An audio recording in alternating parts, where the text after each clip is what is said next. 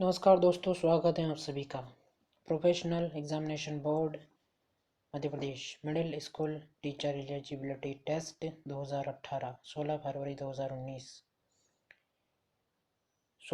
2019 को हुए इस पेपर में से हिंदी विषय का पेपर आज हम उसका अध्ययन करेंगे। उसमें से गद्यांश पद्यांश का अध्ययन करेंगे, किस प्रकार के गद्यांश आते हैं, किस प्रकार के पद्यांश आते हैं और उन गद्यांश और पद्यांश में किस प्रकार के प्रश्न पूछे जाते हैं, उनका आज हम अध्ययन करेंगे। यह video MP TET, C TET, UP TET, Rajasthan TET सभी टेट एग्ज़ाम के साथ साथ उन सभी एग्ज़ामों के लिए भी काफ़ी महत्वपूर्ण है या फिर काफ़ी फ़ायदेमंद है, जिन एग्ज़ामों में हिंदी विषय में गद्यांश और पद्यांश के द्वारा प्रश्न पूछे जाते हैं। ज़्यादातर एग्ज़ाम में हिंदी विषय से गद्यांश और पद्यांश के द्वारा प्रश्न पूछे जाते हैं। तो आइए दोस्तों, आज हम शुरू करते हैं अपने इस वीडियो की। तो पहला है पद्यांश। पद्यांश कुछ इस प्रकार हैं कि मेरे साथ खेलने वाले सभी बच्चों का हाल एक सा होता। नंगे पाँव, फटी मैली सी कच्ची और टूटे बटनों वाले कई जगह से फटे कुर्ते और बिखरे बाल। जब लकड़ी के ढेर पर चढ़कर खेलते, नीचे को भागते तो गिरकर कई तो जाने कहाँ कहाँ चोट खा लेते। और पहले तो फटे पुराने कुर्ते तार तार हो जाते, धूल भरे कई जगहों से छीले पाँव, पिंडलिया या लहू के ऊपर जमी रेत मिट्टी से लथपथ घुटने लेकर जाते तो सभी की माँ बहनें उन पर तरस खाने की जगह और पिटाई करती। कईयों के बाप गुस्सैल थे, पीटने लगते तो यह ध्यान भी न रखते कि छोटे बच्चों के नाक मुंह से खून बहने लगा है या उसके कहाँ चोट लगी है। परंतु इतनी बुरी पिटाई होने पर भी दूसरे दिन फिर खेलने चले जाते। यह बात तब से समझ आई जब स्कूल अध्यापक बनने के लिए ट्रेनिंग करने गया और वहाँ बाल मनोविज्ञान का विषय पढ़ा। मैंने ऐसी बातों की बारे में तभी जान पाया कि बच्चों को खेलना क्यों इतना अच्छा लगता है कि बुरी तरह पिटाई होने पर भी खेलने चले आते हैं।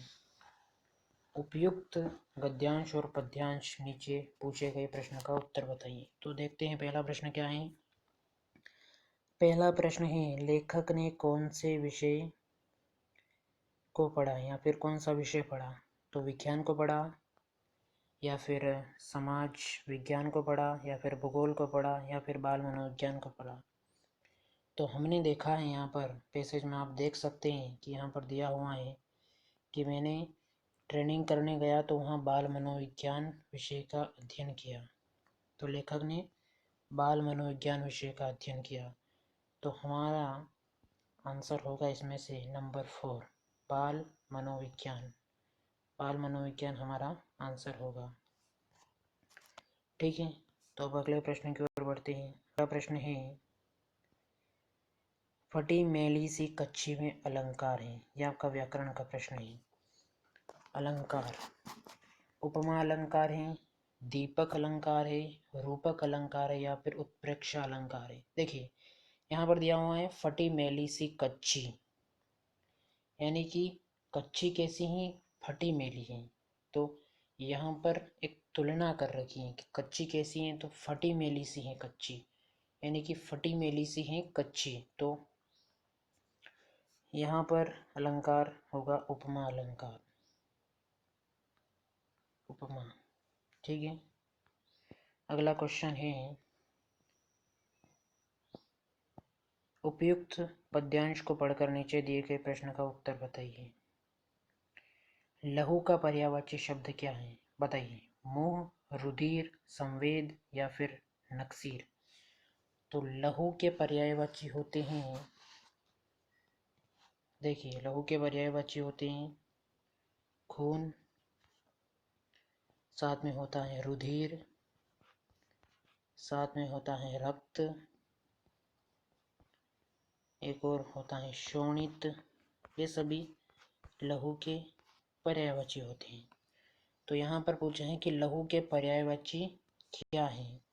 तो लहू का पर्यायवाची क्या आएगा, लहू का पर्यायवाची होगा रुधिर। क्या होगा? रुधिर। देखिए यहाँ पर भी रुधिर दिया हुआ है, ठीक है। तो हमारा इस क्वेश्चन का आंसर हुआ रुधिर, ठीक है। आगे बढ़ते हैं। आगे दिया हुआ है, इस सामान्य संदर्भ में तार तार हो जाना मुहावरे का क्या अर्थ होता है? देखिए इसका अर्थ होगा यहाँ पर सीधा अचंभित हो जाना, ये अर्थ नहीं होगा। बेचैन हो जाना, ये भी नहीं होगा। लज्जित हो जाना, ये कुछ कुछ हो सकता है। मर जाना, ये भी नहीं होगा। तो इसका आंसर होगा लज्जित हो जाना। लज्जित हो जाना, तार तार हो जाना मुहावरे का अर्थ है। यानी कि कुछ ऐसा सुना उसने, कुछ ऐसा देखा, कुछ ऐसा महसूस किया कि वो तार तार हो गया, यानी कि खुद में लज्जित हो उठा। तो इस मुहावरे का अर्थ होगा यहाँ पर लज्जित होना। अगला क्वेश्चन देखते हैं अपन।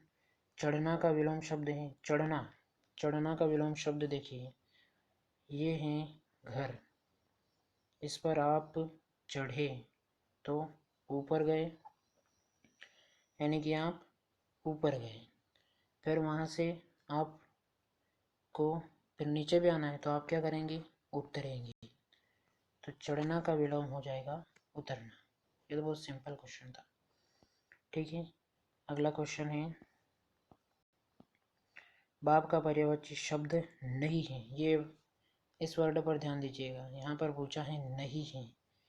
यहाँ पर कुछ भी लगा के मत आ जाइएगा। जैसे आपने देखा कि बाप का पर्यायवाची नहीं है तो आपने सीधा जनक लगा दिया, क्योंकि यहाँ पर आपने देखा कि बाप का पर्यायवाची है, ऐसा पढ़ लिया आपने, सीधा जनक लगा दिया और वहाँ पर आंसर आपका गलत हो गया। तो पूरा प्रश्न ठीक से पढ़ना है। यहाँ पर नहीं दिया हुआ है तो पहला देखना है जनक तो है पर्यायवाची, पिता भी है, तात भी होता है, दादा नहीं होता है, क्योंकि दादा पिता के भी पिता होते हैं। पिता के भी पिता होते हैं। पिता कहते हैं ना कि अभी तो रुक जा, मैं तेरा पिता हूँ अभी। तो पिता के भी पिता होते हैं, ठीक है। तो उनको कहते हैं दादा। तो यहाँ पर आंसर हो जाएगा हमारा दादा। अगला क्वेश्चन है, अध्यापक में कौन सी संधि है? अध्यापक में कौन सी संधि है? देखिए उससे पहले हम ये देख लेते हैं कि पिता के और भी पर्यायवाची क्या हो सकते हैं। कभी पर्यायवाची और भी आ जाए, ये नहीं है तो पिता के और भी पर्यायवाची होंगे। पहला होगा पितु। पितु भी पिता का ही पर्यायवाची है। दूसरा पितृ भी पिता का ही पर्यायवाची है, ठीक है। अगला देखते हैं जनक। जनक भी पिता का ही पर्यायवाची है। एक और परम भी होता है पिता का पर्यायवाची। एक और तात भी पिता का ही पर्यायवाची होता है। तो ये सब पिता के पर्यायवाची हैं, इन सबको आप नोट कर लीजिएगा, ठीक है। अगला क्वेश्चन था हमारा कि निम्न अध्यापक में कौन सी संधि है? तो अध्यापक में संधि होगी यण संधि। आपको पता चल ही गया होगा यण संधि। अब यण संधि कैसे है? देखिए यण संधि में ई और बड़ी, उ और ओ, फिर ऋषि, ठीक है। इनके बाद कोई भी स्वर आता है, अन्य स्वर आता है, कोई भी अन्य स्वर आता है जिनका इनसे मेल होता है तो वो यण संधि होती है। तो अध्यापक का यदि हम संधि विच्छेद करेंगे तो अध्यापक का संधि विच्छेद होगा अधि धन आपक, ठीक है। तो अधि में से आ रहा है अपने ई, छोटा ई, ये यहाँ से आ रहा है आ, ई और आ का बन मिलके हो जाएगा आपका ध, आधा हो जाएगा उसमें, और ई और आ का मिलके बनेगा आपका य, ठीक है। और ये से हो जाएगा वहाँ पर या। तो इस प्रकार से इसमें यण संधि ऐसे हैं, ठीक है। अगला क्वेश्चन है खेलना बच्चों के लिए है, समय की बर्बादी अनावश्यक है, पढ़ाई से जी चुराना है या फिर आवश्यक है? तो खेलना बच्चों के लिए आवश्यक है, ना कि समय की बर्बादी है। पहले समय में हम देखा करते थे कि माँ बाप कहते थे खेलोगे कूदोगे तो बनोगे खराब, पढ़ोगे लिखोगे तो बनोगे ना। लेकिन आजकल यह कहावत परिवर्तित हो चुकी है। आजकल पिता कहते हैं कि खेलोगे कूदोगे तो बनोगे गुणवान और पढ़ोगे लिखोगे तो भी बनोगे, यानी कि दोनों के संदर्भ में, अपने अपने संदर्भ में दोनों सही हैं आजकल, लेकिन पहले समय में ये अनावश्यक मानते थे कहने को, लेकिन इसका सही आंसर यहाँ पर होगा आवश्यक। ठीक है, अगला क्वेश्चन है देशज विदेशज, ये सब ढूंढना है हमें। ट्रेनिंग शब्द क्या है? देशज हैं, विदेशज हैं, तत्सम या तद्भव है। तो ट्रेनिंग ये है, ट्रेनिंग की स्पेलिंग ये।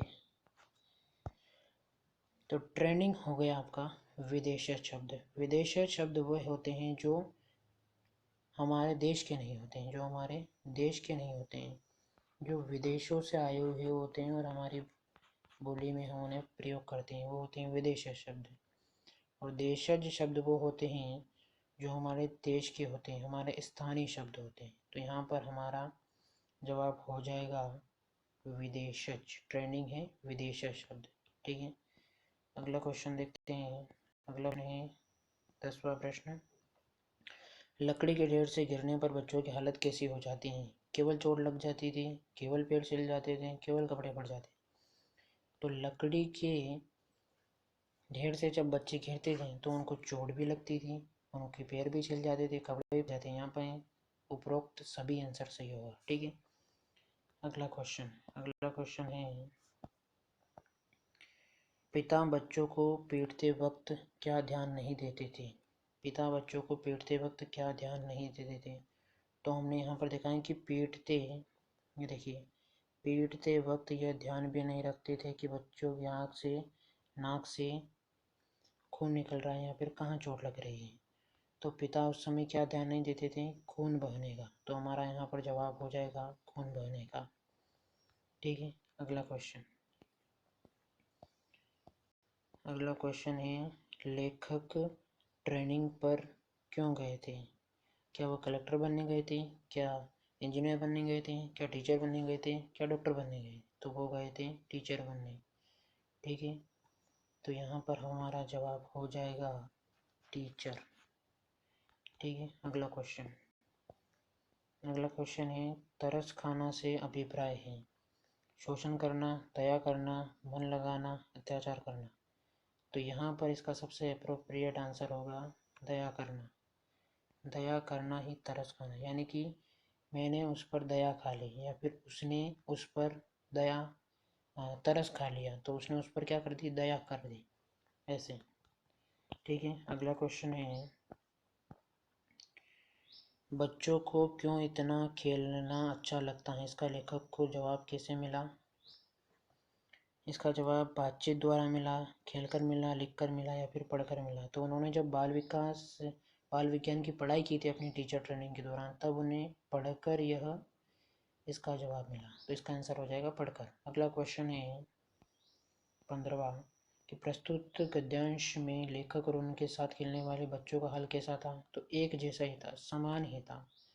ठीक है, अगला क्वेश्चन अब समाप्त हो गया है। अब हमारे आ गया है गद्यांश, समाप्त हो गया है और अब अपने आ गया है पद्यांश। ठीक है, देखते हैं पद्यांश में क्या दिया हुआ है। मृतक में भी जान डाल देगी, मृतक में भी डाल देगी जान, धुली धूसर तुम्हारे ये गात, छोड़कर तालाब मेरी झोपड़ी में खिल रहे जलजात। यहाँ पर समझिए कैसे। धूली धूसर का मतलब होता है कि धूल से सना हुआ, यानी कि धूल से सना हुआ, धूल से सना हुआ यहाँ पर होगा इसका अर्थ धूली धूसर का। ऐसा प्रश्न भी है आपके। तो प्रश्न करने से पहले अपने को पूरा गद्यांश को समझना ज़रूरी है। पद्यांश आए तो पद्यांश को समझना ज़रूरी है, गद्यांश से ज़्यादा पद्यांश को समझना ज़रूरी है, क्योंकि पद्यांश में हमें शब्दों के अर्थ भी पता होने चाहिए, उनके विलोम विपरीत सभी शब्द भी पता होने चाहिए, क्योंकि इसमें दूसरी भाषाओं से भी शब्द लिए जाते हैं। जैसे धूली धूसर है तो यह शुद्ध हिंदी का नहीं भी हो सकता है, तो ऐसा नहीं है कि इसमें सारे शब्द हिंदी के ही आए। ठीक है, अगला शब्द यहाँ पर देखिएगा, तो अगला शब्द दिया हुआ है घात। तो घात का अर्थ होता है देह, घात का अर्थ हो जाएगा यहाँ पर घात का अर्थ हो जाएगा यहाँ पर, एक तो होगा देह, एक और हो जाएगा वपु। ये आपने सुने नहीं होंगे, अब भी आपको इसका अर्थ पता नहीं चला होगा कि घात का अर्थ होता क्या है। अब आता है शब्द काया, इससे कुछ कुछ पता चला होगा। अब आता है तन, इससे पता चल गया होगा कईयों को, और जिसको नहीं पता चला होगा उसको इस शब्द से पता चल ही जाएगा, शरीर। ठीक है, तो घात का अर्थ होता है शरीर, तन, काया, वपु, देह। ठीक है, ध्यान रखिएगा। आगे ही छोड़कर तालाब मेरी झोपड़ी में खिल रहे जलजात, जलजात यानी कि कमल से तुलना की गई इनकी। परस पाकर तुम्हारा ही प्राण पिघल जल बन गया होगा कठिन पाषाण, छू गया तुमसे कि झरने लग पड़े शिव शेफालिका की फूल, बांस था की बबूल तुम मुझे पाए नहीं पहचान, तुम मुझे पाए नहीं पहचान। आगे देखते ही रहोगे अनिमेष, थक गए हो आँख लू में फेर। यहाँ पर देखिएगा अनिमेष का अर्थ आप देखिएगा, अनिमेष का अर्थ होता है निरंतर, निरंतर, एक टक, ये होता है अनिमेष का अर्थ, कंटिन्यूस, कंटिन्यूस। ठीक है, तो अब इसका प्रश्न नंबर पहला देखते हैं। इसमें से देखिए वो घात वाला प्रश्न आ गया ना, घात का जो अर्थ बताया था मैंने पर्यायवाची, उसका होते हैं देह, होते हैं वपु, होते हैं काया, होते हैं शरीर, होते हैं तन, होते हैं। तो यहाँ से आसानी से लग जाएगा। घात का अर्थ होता है सीधा, आपने देखा है घात का अर्थ अपने को पता है कि शरीर होता है, तो गरीब शरीर, पहला है ये आंसर आपके सही हो गया। ठीक है, अगला मृतक में भी जान डाल देगी, ये पद्यांश है। इसका अगला प्रश्न है जलजात का पर्यायवाची शब्द नहीं है, तो जलजात की तुलना मैंने कहा था यहाँ पर पंकज से कर रखी है, तो इसके पर्यायवाची, पंकज के पर्यायवाची क्या होते हैं? पंकज के पर्यायवाची होते हैं, आपका खुद पंकज है शब्द, मैंने यहाँ पर नीरज होता है, जलज होता है।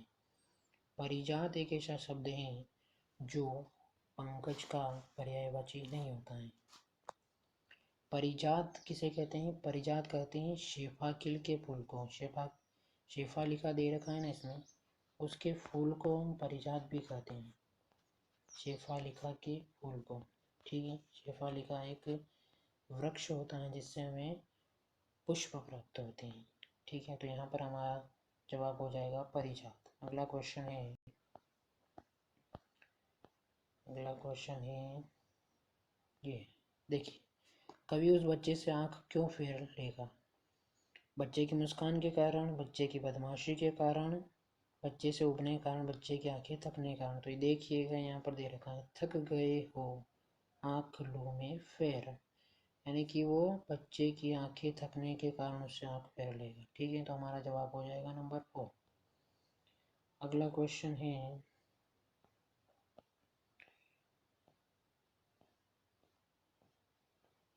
बांस था कि बबूल, बांस था कि बबूल में अलंकार है, कौन सा अलंकार है? तो जवाब आपको पता चल ही गया होगा, दिख गया होगा आपको। यहाँ पर अलंकार है संदेह अलंकार, यानी कि उसको संदेह हो रहा है कि बांस था या बबूल था, बांस था कि बबूल था। देखिए संदेह और भ्रांतिमान में अंतर होता है कि आपको यदि बांस और बबूल में अभी संदेह है आपको, है ना, तो आप ऐसे बोलेंगे कि बांस था कि बबूल था। लेकिन यदि आपको भ्रांति है तो आप ऐसे बोलेंगे बांस था या बबूल था, बांस था या बबूल था, ऐसे बोलेंगे आप यदि आपको उसमें भ्रांति है तो। और यदि आपको संदेह है तो आप ऐसे बोलेंगे बांस था कि बबूल था। और साथ में देखिएगा रूपक अलंकार यहाँ पर आ नहीं सकता, यमक भी नहीं आ सकता, क्योंकि इन दोनों में तुलना होती है। ठीक है, अगला क्वेश्चन है आपका क्वेश्चन नंबर नेक्स्ट। यहाँ अनिमेष से तात्पर्य है, तो अनिमेष का मैंने बताया था, अनिमेष से तात्पर्य है एक टक देखना, निरंतर, इसका जवाब हो जाएगा एक टक देखना। अगला क्वेश्चन है, अगला क्वेश्चन ये बच्चे की मुस्कान बिखेरने से किस में जाना जाती है? तो बच्चे की मुस्कान बिखेरने से किस में जाना जाती है, देखते हैं। शुरू में ही दिया हुआ, मृतक में भी जान डाल देगी। ठीक है, तो इसका आंसर हो जाएगा अपने मुर्दों में, मुर्दों में। ठीक है, नेक्स्ट क्वेश्चन है, यहाँ पर धूली धूसर कहने से क्या तात्पर्य है? तो मैंने बताया ना आपका, धूली धूसर यानी कि धूल से सना हुआ, यानी कि धूल से भरा हुआ, यानी कि धूली यानी कि धूल, और धूसर यानी कि उससे सना हुआ पूरा। यहाँ पर इसका जवाब हो जाएगा धूल से, यहाँ पर इसका जवाब हो जाएगा धूल से सना हुआ। ठीक है, अगला क्वेश्चन है जलजात का अर्थ क्या होता है? तो जलजात का अर्थ क्या होता है? जलजात का अर्थ अपने देखा था कि जलजात किसका पर्यायवाची होता है? जलजात पर्यायवाची होता है कमल का। तो कमल यहाँ पर जवाब हो जाए, कमल, पंकज, जलज, इन सब का। तो यहाँ पर कमल दे रखा है, तो हमारा जवाब होगा कमल। अगला क्वेश्चन है, क्वेश्चन नंबर नेक्स्ट, प्रस्तुत पद्य में कवि कैसे बच्चे की बात कर रहा है? केवल जिसके अभी 1-2 दांत निकले हैं, केवल जिसके दांत टूटे नहीं हैं, केवल जो मुस्कुरा नहीं सकता, उपरोक्त सभी। तो यहाँ पर देखिएगा, ये दे रखा है कि यह दंतुरित मुस्कान। तो मुस्कान कैसी है? दंतुरित, यानी कि अभी खिलती हुई मुस्कान ही है, यानी कि खिलता हुआ फूल होता है ना, वैसे ही खिलती हुई मुस्कान ही है। यानी कि दंतुरित यानी कि दांत अभी उस बच्चे में आ ही रहे हैं, धीरे धीरे निकल रहे हैं। तो केवल जिसके अभी 1-2 दांत निकले हैं, ये हमारा जवाब हो जाएगा। ठीक है, अगला क्वेश्चन नंबर 25। क्वेश्चन है, प्रस्तुत पद्य का उद्देश्य है। प्रस्तुत पद्य, ये पद्य आपके बताया हुआ है बालक के सौंदर्य के बारे में, बालक के सौंदर्य के बारे में। तो यहाँ पर हमारा जवाब हो जाएगा प्रश्न ऑप्शन नंबर फर्स्ट। ठीक है, अगला क्वेश्चन 26 नंबर का है, प्रस्तुत पद्य में कमल का फूल कहाँ खिलता है? क्या गांव में खिलता है, महल में खिलता है, शहर में खिलता है, झोपड़ी में खिलता है? देख लीजिए, यहाँ पर दे रखा है झोपड़ी में खिल रहे कमल के फूल, झोपड़ी में खिल रहे कमल के फूल। तो कमल का फूल कहाँ खिलता है? कमल का फूल खिलता है झोपड़ी में, हमारा जवाब हो जाएगा झोपड़ी। नेक्स्ट क्वेश्चन 27, यह कविता किस रस से परिपूर्ण है? जहाँ पर किसी के बालक के सौंदर्य का, बालक से जुड़ाव का, इनका वर्णन किया जाए, वहाँ पर रस होता है आपका वात्सल्य रस। ठीक है, तो यहाँ पर हमारा जवाब हो जाएगा वात्सल्य। अगला क्वेश्चन है, शेफा कवि ने बच्चे की मुस्कान के कारण बांस फूल के पेड़ से किसके झरने का वर्णन किया है? तो किसके झरने का वर्णन किया है? शेफालिका के फूल, शेफालिका के फल, बांस के बीज, बबूल के कांट। देखिए यहाँ पर दे रखा, चू गया तुमसे कि झरने लग पड़े शेफालिका के फूल। तो यहाँ पर हमारा जवाब हो जाएगा शेफालिका के फूल। शेफालिका के आप यदि समानार्थी शब्द देखें तो ये होंगे आपके प्राजक्ता, प्राजक्ता। अगला होगा परिजात, परिजात मैंने जो बताया था। अगला आप देख सकते हैं हर सिंगार, हर सिंगार। और लास्ट आप देख लीजिए शिउली। ये सभी शेफालिका के पर्यायवाची होते हैं, शेफालिका के फूल। ठीक है, ये सब भी इनको कहते हैं। देखिए ये चित्र है शेफालिका के फूल का, ऐसे फूल खिलते हैं वहाँ पर, यहाँ पर ये दे रखा है ऐसे। ठीक है, मैंने कहा कि आपको फ़ोटो बता दिया जाए तो अच्छे से याद रहेगा। शेफालिका के फूल। अगला क्वेश्चन है अपने प्रस्तुत पद्य में कवि किसका बखान करता है? बालक का, इनमें से कोई नहीं, किशोर का, बुजुर्ग का। तो इसका जवाब हो जाएगा बालक का, क्योंकि बालक के सौंदर्य का वर्णन किया गया है इसमें। अंतिम प्रश्न है, झोपड़ी का विलोम शब्द क्या होगा? तो तुम हो महलों की रानी, हम झोपड़ी के राजा। कहाँ के राजा हैं आप? झोपड़ी के। तो झोपड़ी का सीधा विलोम होगा महल। यहाँ पर हमारा जवाब होगा महल।